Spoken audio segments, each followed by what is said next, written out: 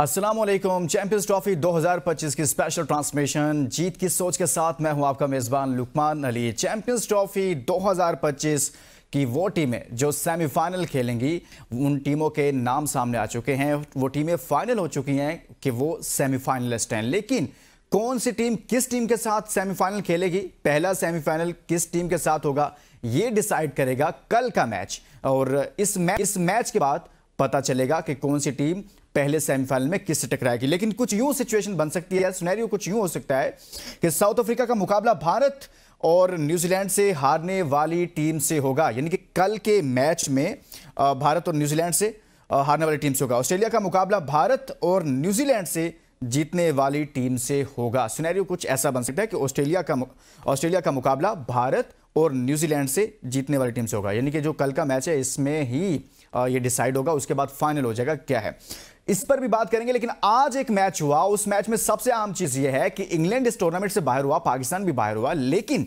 England इस tournament में 3 के 3 मैचेस हार गया। लेकिन पाकिस्तान इंग्लैंड से बेहतर रहा, क्योंकि पाकिस्तान को मिला 1 पॉइंट। पाकिस्तान की मदद की है बारिश ने, तो बारिश का शुक्रिया अदा करना चाहिए कि पाकिस्तान को 1 पॉइंट मिला, इंग्लैंड को तो 1 पॉइंट भी नहीं मिला। पाकिस्तान की परफॉर्मेंस यानी कि इंग्लैंड से बेहतर रही है। यहां पर आप जरूर अप्रिशिएट कीजिएगा पाकिस्तान की परफॉर्मेंस को, और इस आज के मैच पर भी बात करेंगे। लेकिन सबसे पहले कि आगे बढ़ने से पहले मैं आज हम जब अपना दिन में शो कर रहे थे, ट्रांसमिशन के पहले हिस्से में हमने दोपहर 1 बजे अपने इंट्रो में बताया था कि पाकिस्तान क्रिकेट टीम को लेकर बहुत सारी तब्दीलियां हो रही हैं। और इन तब्दीलियों में हमने आपको बताया था कि चैंपियंस ट्रॉफी के बाद स्पेशली सामने न्यूजीलैंड का दौरा है, न्यूजीलैंड के साथ T20 मैचेस भी हैं और ODI मैचेस भी हैं। इन मैचेस को लेकर पाकिस्तान क्रिकेट बोर्ड ने सोच लिया है और फैसला कर रहा है कि एक नई टीम बनाई जाएगी, स्पेशली T20 की नई टीम बनाई जाएगी। और उस हवाले से आज के शो में ही हमने आपके सामने कुछ नाम रखे थे, और तकरीबन ये 18 के करीब नाम बनते थे जो आपके सामने रखे थे कि इन नामों को T20 में इनमें से स्क्वाड तश्कील दिया जा सकता है। और उसी दौरान उसके बाद दोपहर में ये खबरें आना शुरू हो गई कि चेयरमैन PCB की जानिब से इन लड़कों को तलब कर लिया गया है। वो लड़के जो एक अब्दुल रज़ाक की ज़ेरे निगरानी कैंप में ट्रेनिंग कर रहे थे, काम कर रहे थे, सीख रहे थे, एक प्रोसेस चल रहा था, उनको मुलाकात के लिए बुलाया है। ताहम मुलाकात हुई है या नहीं इसकी तस्दीक नहीं हो पा रही, लेकिन यह था कि उनको मुलाकात के लिए बुला लिया गया। यानी कि T20 में तब्दीलियां, और साथ में कप्तान के हवाले से भी है कि पहले सलमान अली आगा का नाम चल रहा था, लेकिन अचानक से शादाब खान टॉप पर आ गए हैं और इस वक्त सबसे मोस्ट फेवरेट हैं कप्तानी के लिए T20 में शादाब खान, उनका नाम आ रहा है। और इससे बढ़कर एक और बड़ी खबर आज की वो ये है कि सकलैन मुश्ताक साहब, जो पहले भी पाकिस्तान टीम के साथ कोच के तौर पर काम कर चुके हैं, दुनिया की दीगर टीमों के साथ भी वो काम कर चुके हैं, उनकी चेयरमैन PCB से मुलाकात की भी बाज़गश्त है कि उनकी मुलाकात हुई है और उस मुलाकात में कुछ मामलों पर बातचीत हुई है। और कभी इम्कानात हैं कि सकलैन मुश्ताक पाकिस्तान टीम के न्यूजीलैंड दौरा के लिए हेड कोच बन सकते हैं। उसके बाद फिर देखा जाएगा कि आगे कोच कौन आएगा। लेकिन बाज़ राय ये भी बताते हैं कि आकिब जावेद ही बरकरार रहेंगे तीनों फॉर्मेट के हेड कोच, ये भी हो सकता है। लेकिन आज कुछ मुलाकातें हुई हैं, कुछ बात आगे बढ़ी है, इस पर बात करेंगे। हमारे साथ मौजूद हैं स्पोर्ट्स एनालिस्ट हसनैन लियाकत साहब, हमारे साथ मौजूद हैं। हसनैन, सबसे पहले तो आज का हम आगाज कर लेते हैं आज के मैच से ही। सर, क्या हुआ इंग्लैंड को? अच्छी परफॉर्मेंसेज रही गुज़िश्ता कुछ सालों में, आपको याद है कि 2012 के बाद से वो बड़ी मजबूत टीम बनकर आई, उससे पहले थोड़ा सा टीम कमज़ोर रही, लेकिन एक नई टीम बनती बनते उसने वर्ल्ड कप भी जीता, बहुत सारे T20 वर्ल्ड कप भी उसने अच्छी परफॉर्मेंस दी, कुछ जीते भी। इस टूर्नामेंट में चैंपियंस ट्रॉफी में क्या हो गया इंग्लैंड के साथ? लुकमान साहब, सबसे पहले तो आपका शुक्रिया, thank you for having me on your show. देखें, इंग्लैंड के साथ और पाकिस्तान के साथ सेम प्रॉब्लम हो रहा है। इंटेंट की कमी नहीं थी इंग्लैंड में, जहां पे 10वें नंबर पे आदिल रशीद जैसा खिलाड़ी आता है। आदिल रशीद अगर पाकिस्तान या दुनिया की किसी भी टीम पे हो तो वो 5वें 6ठे नंबर पे आएंगे। इस कैलिबर के वो बल्लेबाज हैं। लेकिन मैं समझता हूं कि इंग्लैंड और पाकिस्तान का प्रॉब्लम इस वजह से सेम है कि पाकिस्तान और इंग्लैंड शायद ODI को मिक्स कर रहे हैं T20 क्रिकेट के साथ। लेकिन जो टीमें ODI को उस तरह से खेलती हैं जिस तरह से टेस्ट क्रिकेट होती है, लाइक आप साउथ अफ्रीका को देख लीजिए, रबादा आते हैं, एक ही जगह पे बॉल करते हैं, एक ही जगह पे बॉल करते हैं, वहीं पे बल्लेबाज से गलती करवाते हैं। लेकिन मैंने देखा है कि इंग्लैंड ने अफगानिस्तान के खिलाफ भी स्टार्ट बहुत अच्छा लिया और आज के मैच में लो स्कोरिंग उनका टोटल होने के बावजूद उन्होंने बड़ा अच्छा स्टार्ट किया, लेकिन उसके बावजूद भी वो पेशेंस नहीं है। वो patience I think so T20 cricket की वजह से नहीं है। T20 क्रिकेट बहुत ज्यादा जो प्रिवेल कर रही है सर्किट में, इस वजह से भी इंग्लैंड को प्रॉब्लम हो रही है। हालांकि आप इंग्लैंड की टीम को किसी भी तरह से बुरा नहीं कह सकते। इंग्लैंड की टीम में बटलर जैसे प्लेयर मौजूद थे, लिविंगस्टन जैसे प्लेयर्स मौजूद थे, रूट थे, ऊपर से ओवरटन थे। फिर हैरी ब्रोक की बात की जाए तो हैरी ब्रोक को तो कौन नहीं जानता पाकिस्तान में, यहाँ पे आए सेंचुरीज पे सेंचुरीज लगाई। बेन डकेट एक अलग ही मुकाम रखते हैं। लेकिन वही बात है कि at the end of the day इस तरह के कंपटीशन में जहां पे आपके पास हारने के मौके कम हो, आपके कॉम्बिनेशन के ऊपर बात आती है कि आप एक दूसरे को कॉम्प्लीमेंट कैसे करते हैं, आपका कॉम्बिनेशन कैसा होता है।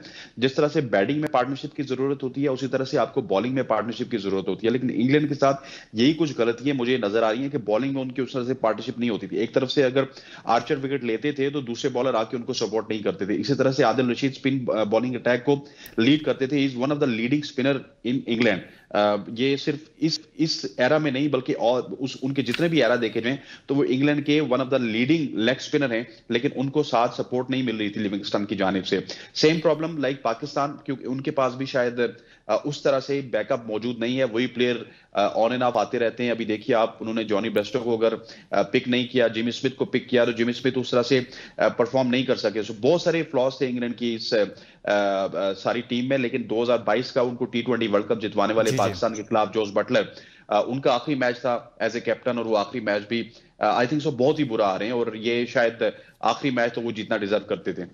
आखिरी मैच जीतना डिजर्व करते थे, बट बहुत ही ऐसी परफॉर्मेंस रही जिसने बहुत सारे सवालात खड़े कर दिए इंग्लैंड क्रिकेट टीम की परफॉर्मेंस पर। खैर, अब हम आगे बढ़ेंगे और पाकिस्तान क्रिकेट पर बात करेंगे। चैंपियंस ट्रॉफी, और पाकिस्तान वो वाहिद टीम है जो सबसे पहले टूर्नामेंट से बाहर हुई। पाकिस्तान मेजबान भी है, लेकिन इसके साथ साथ बात चल रही है कि क्या आइंदा आगे चलकर पाकिस्तान क्रिकेट टीम में कुछ तब्दीलियां हो रही हैं ओडीआई स्क्वाड को लेकर या ओडीआई टीम को लेकर, और साथ में T20 टीम को लेकर। पाकिस्तान इस वक्त ओडीआई मैचेस खेल रहा था हसनैन, लेकिन यहां पर जो सबसे पहले काम शुरू हुआ है तब्दीलियों का, या कुछ भी कह लें किसी भी तरह से, वो हुआ है T20 में।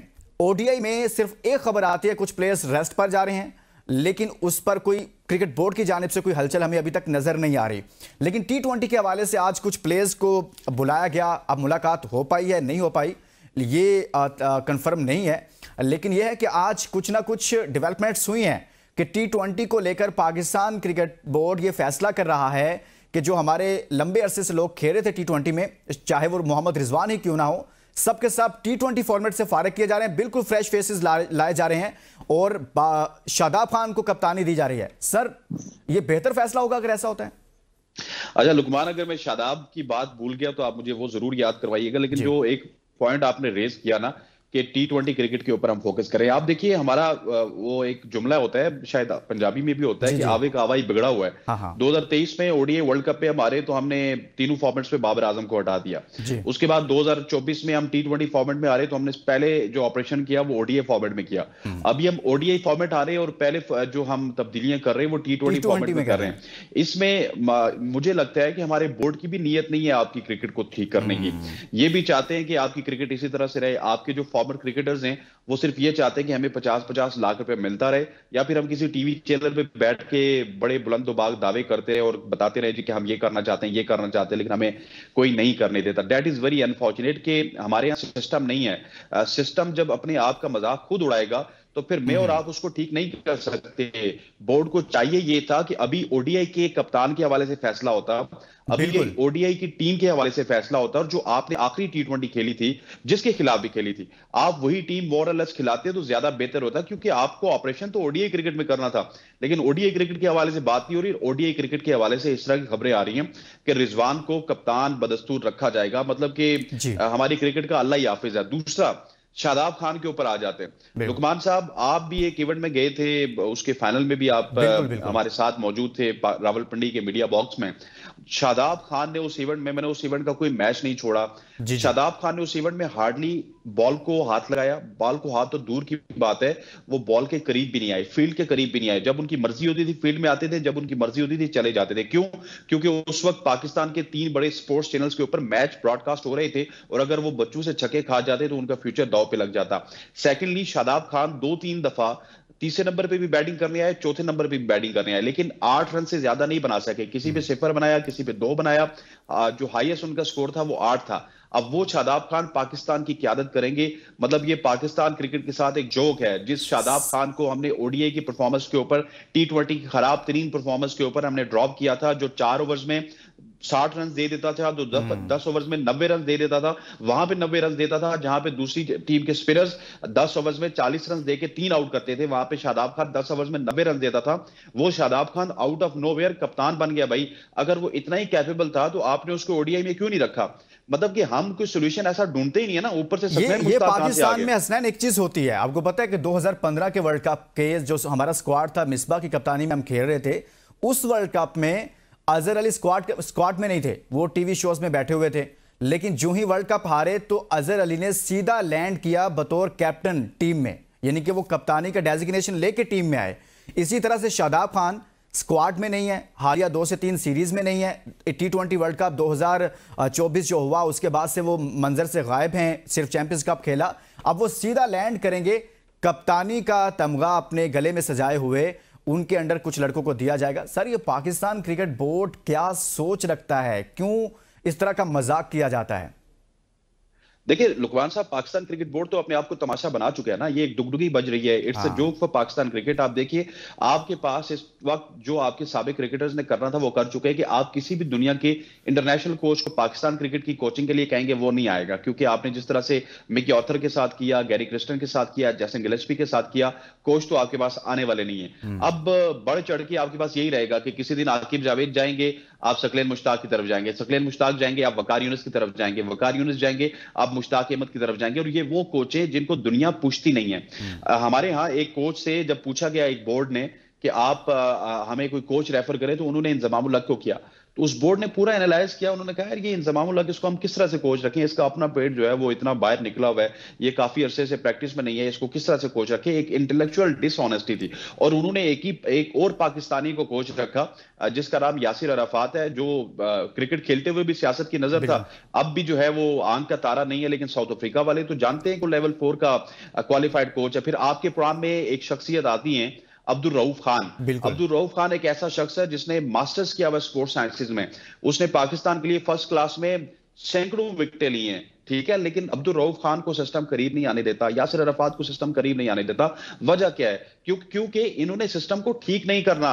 इनको चाहिए चापलूसी वाले कोचेस, इनको चाहिए ऐसे कोचेस जो आके मीडिया में इनको डिफेंड करें, और इनको ऐसे जर्नलिस्ट चाहिए के साथ मिली भगत के साथ चलें, जो मिली भगत के साथ चलें कि क्रिकेटर, अगर हमारा जो सुपरस्टार्स हैं, जैसे मैंने एक प्रोग्राम में पूरा पोस्टमार्टम किया कि सर इनकी एवरेज क्या है हमारे बॉलर्स की, इन्होंने डोमेस्टिक में फर्स्ट क्लास में कितने ओवर्स करवाए हैं। फिर हमने कंपैरिजन किया वसीम अकरम वकार से, जो कि बनता ही नहीं था, लेकिन खैर मैंने लोगों को बताने के लिए किया था।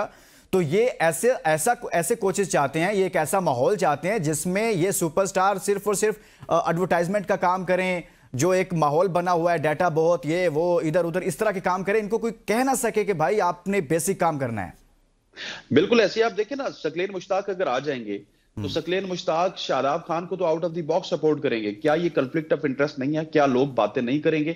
आपको तो यहाँ पे एक प्रेस कॉन्फ्रेंस करनी चाहिए थी और कौम को बताना चाहिए था जी इनफ इज इनफ। ओडीआई की टीम भी तब्दील होगी, टी20 की भी होगी, टेस्ट क्रिकेट की भी होगी, और आप तकरीबन कोई 200-250 या 300 बंदे देते मुझे और लुकमान को और शोएब जट साहब को, और कहते जी कि ठीक है आप एनालाइज करें, ये हमारा बैकअप है, ये तीसरे नंबर की पोजीशन है, यहाँ पे साउथ शकील खेल रहा था, इसके बाद तीसरे नंबर की स्लॉट के लिए हमने ये एनालाइज किया, हमारे पास 4 प्लेयर और पीछे मौजूद है, उसके बाद चौथे नंबर की पोजीशन पे हमारे 4 प्लेयर और मौजूद है। भाई आपने सिस्टमाइज करनी थी चीजें। अच्छा, एक चीज है हसनैन, वसीम अकरम कहते हैं 5 से 6 लोगों को फारिग किया जाए, उधर शाहिद खान अफरीदी बोलते हैं, कहते हैं कैसे किए करें, बैकअप नहीं है, इनका बैकअप कहां पर है? सर अभी भी बैकअप नहीं है। इस सवाल को मैं छोड़े जा रहा हूं, ब्रेक के बाद इस करेंगे, और ब्रेक पर जाने से पहले यह सवाल आपके लिए छोड़े जा रहा हूं कि बैकअप है या नहीं है। इस ब्रेक